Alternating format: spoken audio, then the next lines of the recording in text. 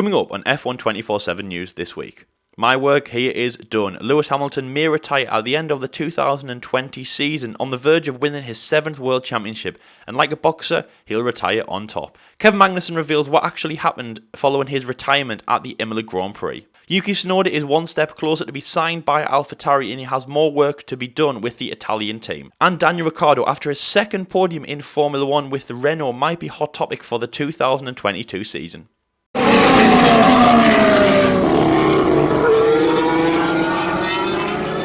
There's been a lot of talk about Lewis Hamilton and when he is going to retire from Formula 1.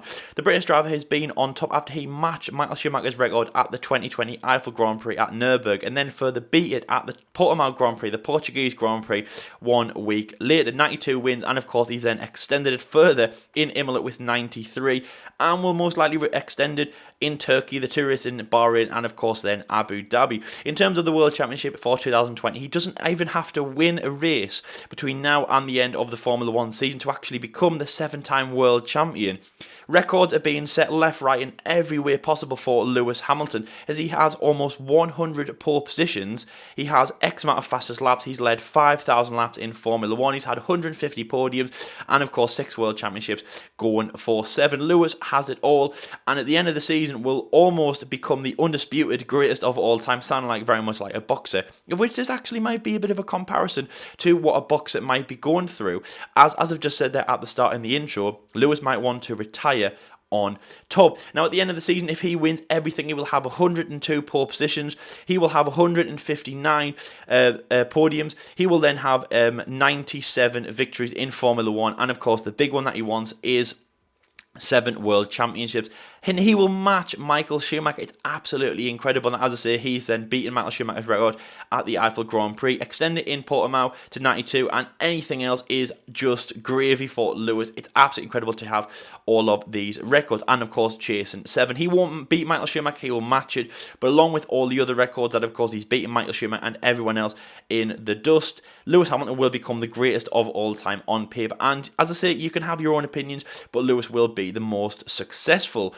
Also as well, something that was also won in Imola, which was for Lewis Hamilton, but of course shared amongst his team, which of course was the 7th World Championship, or 7 in a row, by Mercedes-AMG Petronas. The German team has won 7 back-to-back-to-back, 7 across the board. Absolutely incredible World Constructors Championships. Of course, this was done equally by Lewis Hamilton and Valtteri Bottas, but of course the British driver who scored most of those points, and of course 6 of those 7 Drivers' World Championships, of course into the 7. Of course, Nico Rosberg in 2016, but Lewis still did, of course, help for that. Valtteri also achieved a lot of points, and again, after all the speculation of what is actually happening with the Finnish driver, we know that he does still hold up, because of course, look at Mercedes now winning the World Championship with 5 races. This was the 5th race to go in the Formula 1 season, and of course, yeah, he did it, so absolutely incredible from him.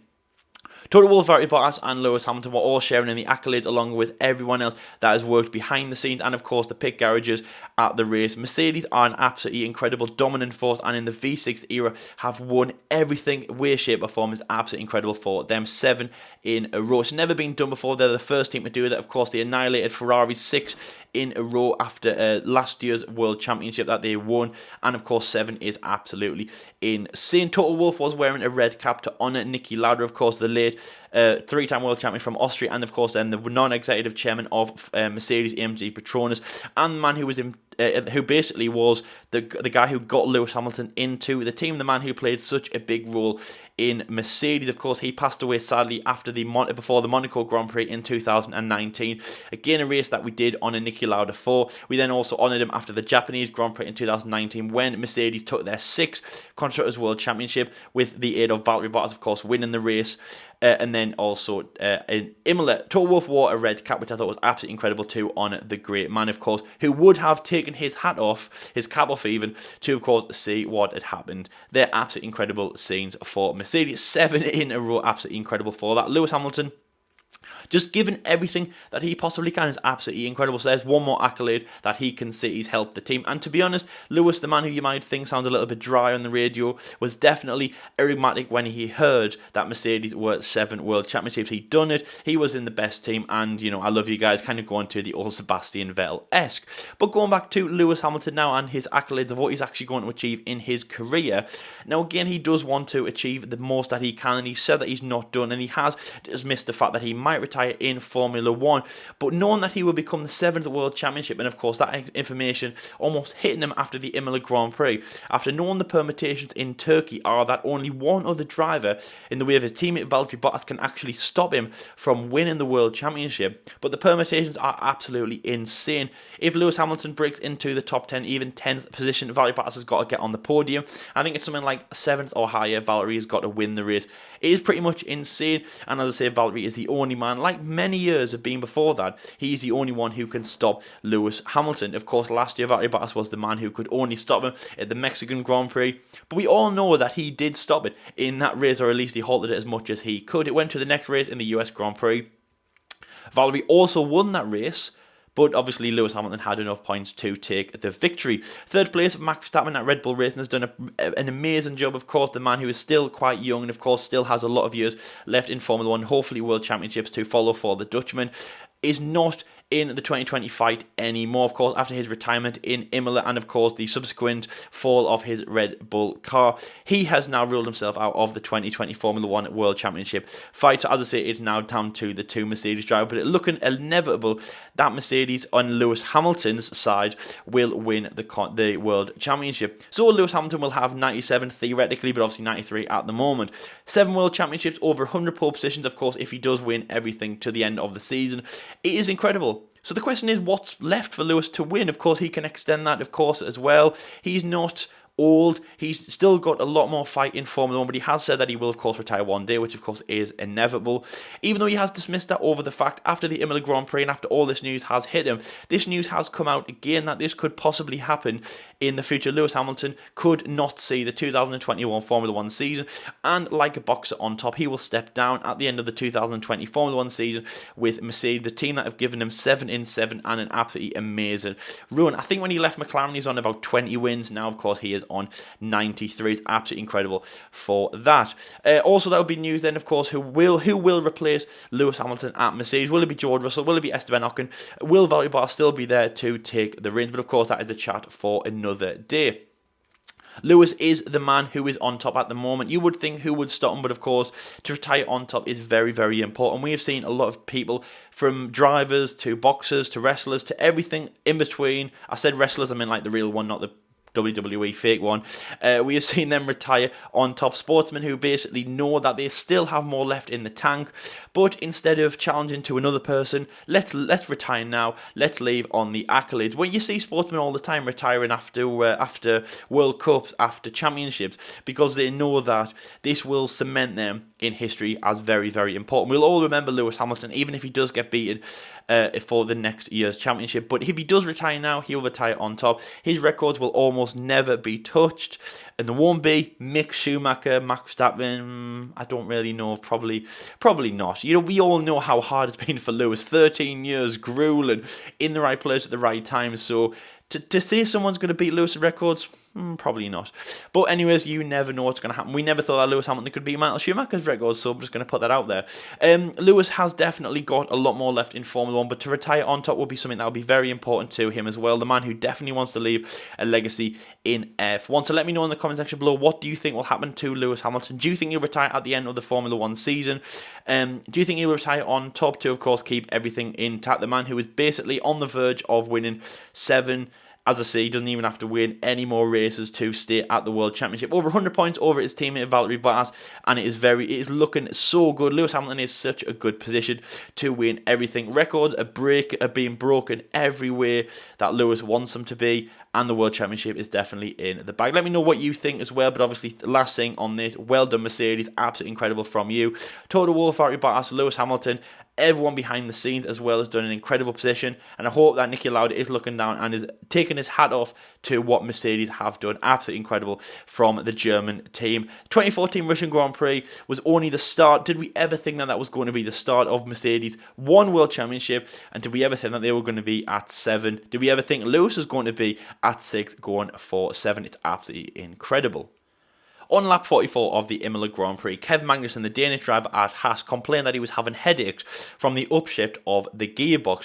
Now, firstly, this is not what we want to hear. We want to hear that every driver is staying safe, both physically and mentally. Yes, they're being paid millions of dollars, and yes, they have such a high-profile image in the biggest pinnacle of motorsport to, of course, race the car flat out. And this, of course, is done for the money, for the sponsors, for the team, and our entertainment. But when it comes to driver safety, as I say, both physically and mentally, both on and off the track, it's very important that a driver steps back and basically takes themselves into consideration, which of course how it should be. It is entertainment, yes, but the drivers are the most important commodity in a team, and of course what we want to see is safe. So when we heard on lap 44 that Kevin Magnussen was having headaches from the upshift, it was a very hard message to hear for Formula 1 fans. I was very, very distraught, and I was thinking, Kevin Magnussen, we don't want to hear this. In his mental state, and of course physically as well, we don't want to hear that he's having headache in the car going 200 mile an hour flat out in a very up, down, left, right, side to side, horrible, churny, being sick circuit as Imola. I mean, I would probably be sick going out flat out. It did look really hard from that.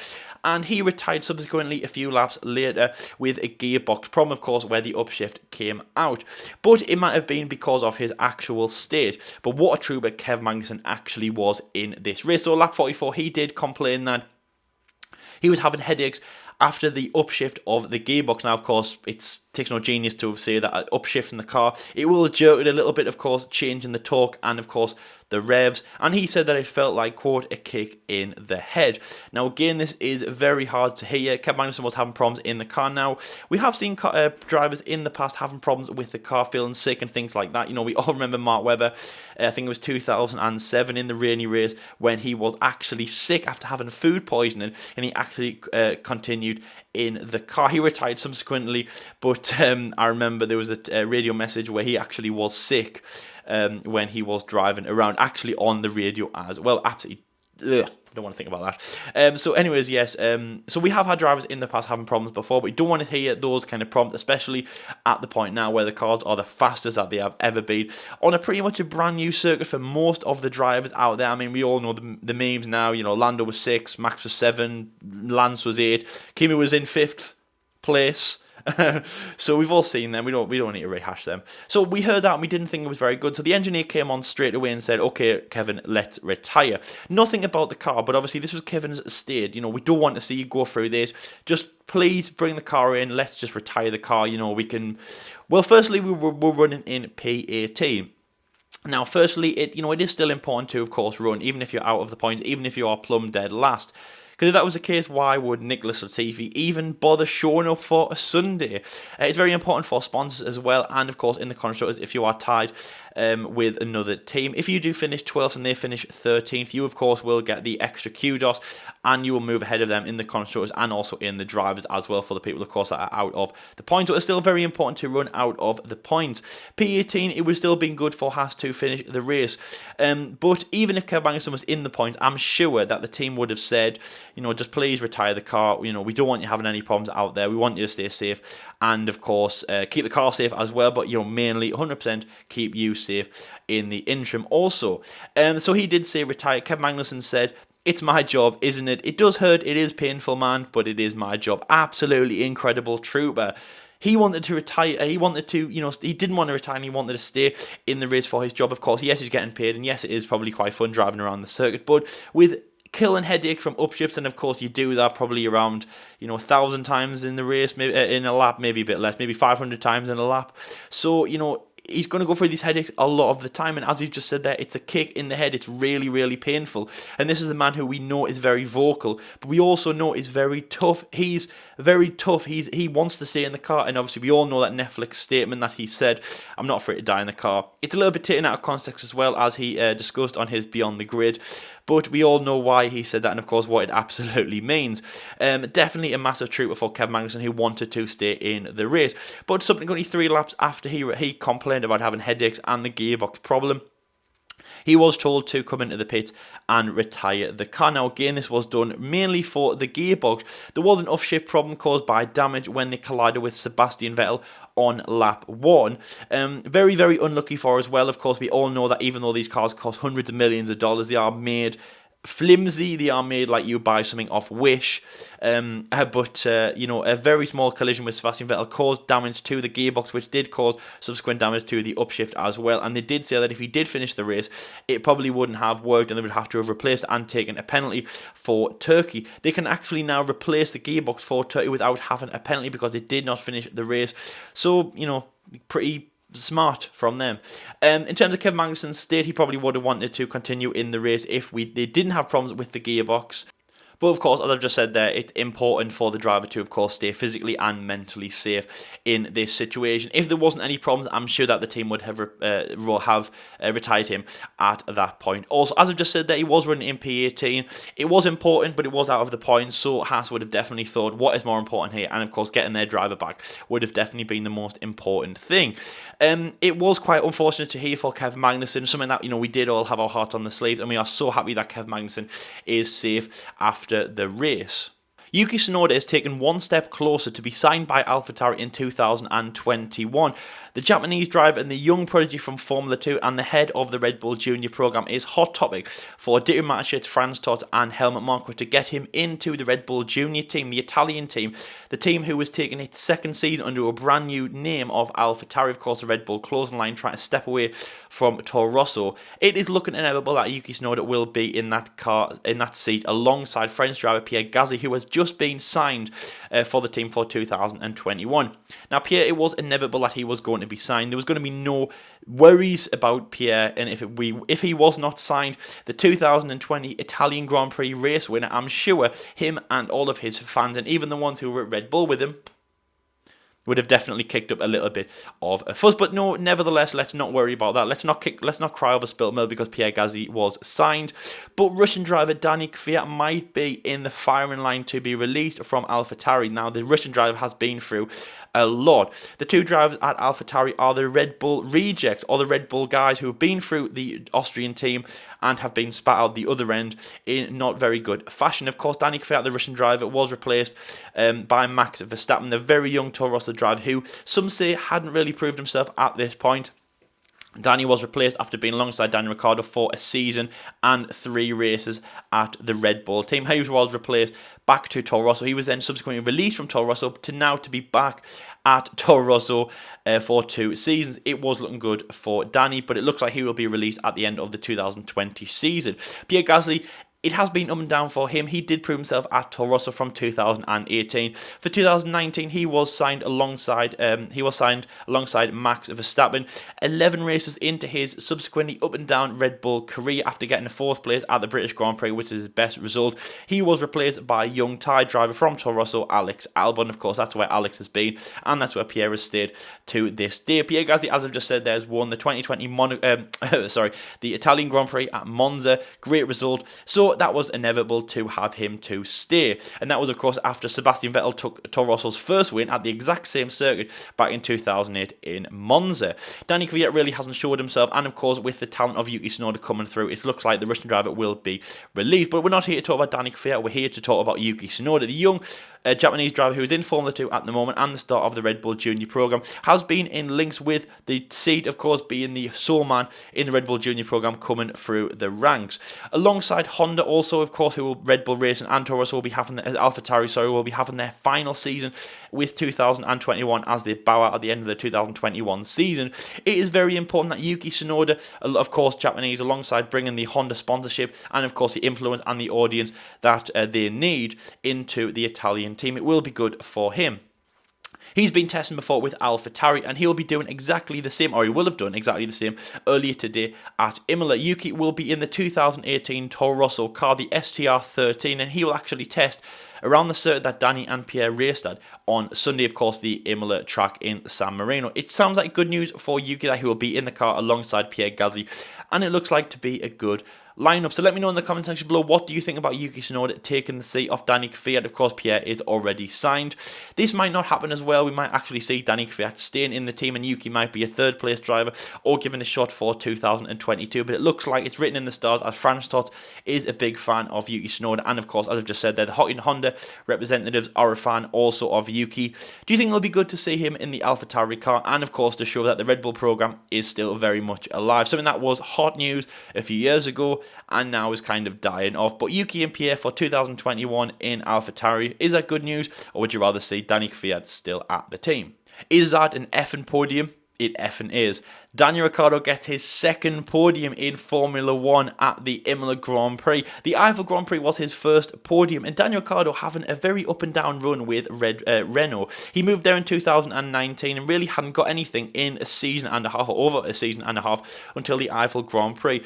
A few fourth places here and there, and kind of getting close, getting nudgy alongside, of course, his teammates Nico and then Esteban for this year, but nothing was coming around for the Honey Badger. He was looking over his shoulder at Red Bull Racing thinking, would my career have been better if I just stayed at the team? But everything had changed at the Eiffel Grand Prix at Nürburgring after Daniil Ricciardo gets a third place and get onto the podium for Renault. It is absolutely incredible. Now, firstly, Renault had Daniil Ricciardo and Cyril Abiteboul, of course, his French team principal. Cyril had actually agreed in the summer, around the summertime, to get a tattoo of whatever Daniil Ricciardo wanted, wherever Daniil Ricciardo wanted it to be on Cyril's body, wherever Daniil Ricciardo wanted that to be, if Daniel got a podium before he, of course, left the team at the end of the 2020 season to go to British team McLaren.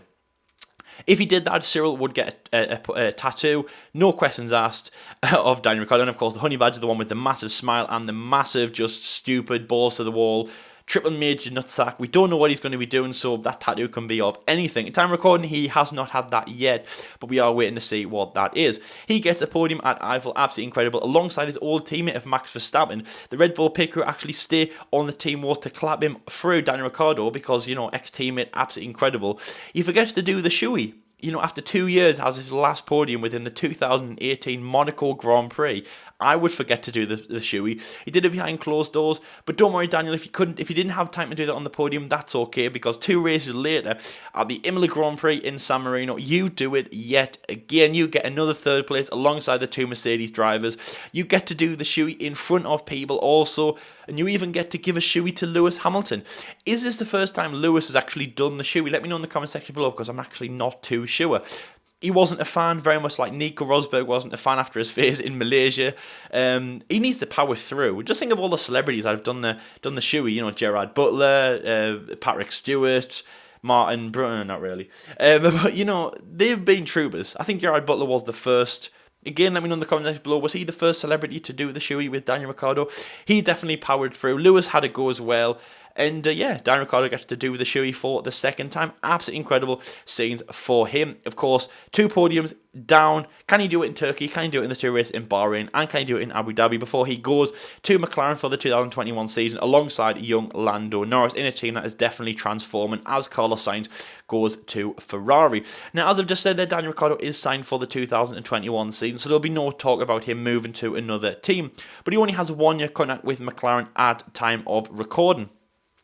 And after Daniil Ricciardo has now probably become the most popular, if not the most popular driver in Formula 1, is a chance that Daniil Ricciardo will move to a top team in 2022, inevitable. And one team that has definitely caught the eye is Red Bull. Now, Red Bull, of course, will be leaving Honda at the end of the 2021 season and will be without an engine. The biggest chance will be to go back to Renault. And if that is the case, Daniil Ricciardo, who's driven with a Renault engine since 2013, it might be looking good for the Australian to return to Red Bull Racing, his former team. This might be alongside Max Verstappen, this might be alongside Pierre Gasly, this might be alongside Yuki Tsunoda, Danny Kvyat, who knows, Nico Hülkenberg possibly if he's still around, or maybe even Fernando Alonso, or maybe even Kimi Räikkönen. I don't see him retiring anytime soon.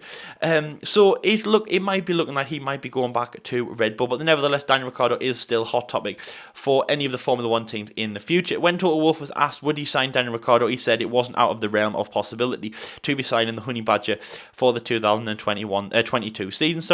2021, of course, is settled. If he does have a good season with McLaren, it looks like he will sign, of course, with McLaren for another year, but he might be going to another team after 2022 and beyond. As I say, let me know what you think about Daniil Ricciardo and his career, but he is definitely hot topic, and of course that smile, that charisma, and the 2 podiums that he has, he is definitely hot news at this time. That is the end of F1 24/7 news, guys. Thank you very much for watching. Let me know in the comment section below everything that we've mentioned in today's episode about Daniil Ricciardo, Lewis Hamilton, Kevin Magnussen, and just anything you would like to mention. If this is the first time that you are seeing us on your screens on YouTube, then welcome. Please hit the subscribe button, like this video, and stay tuned with us for the rest of the 2020 season and beyond. Our target is 3,000 subscribers by the end of the 2020 season in Abu Dhabi. Please help us out there. We're about 150 away, so please hit that subscribe button. Just help us out if you can, please. We are also over on SoundCloud, and that's of course where we do our big podcast, the F1 Debate Show, which used to be on YouTube on Saturdays. We do show a little snippet on YouTube on Saturdays, but obviously our main event is over on SoundCloud. So on YouTube we have the Agree or Disagree. On a race week we have Agree or Disagree, F1 24/7 news, and a little snippet of the F1 Debate Show, which of course, as I say, will be on YouTube, but also the main event will be on SoundCloud, and of course our race reaction. A non-race weekend will just have this, and of course the snippet of the F1 Debate Show.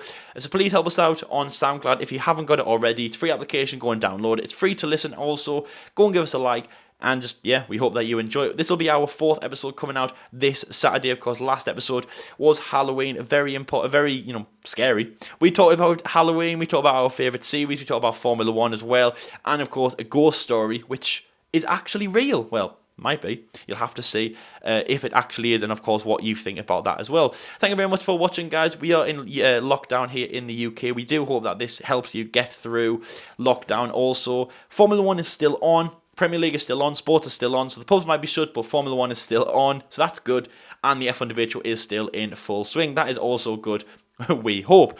Thank you very much for watching, guys. Stay safe, and until the next race in Turkey, and the next time you see us on your screens, we'll see you later.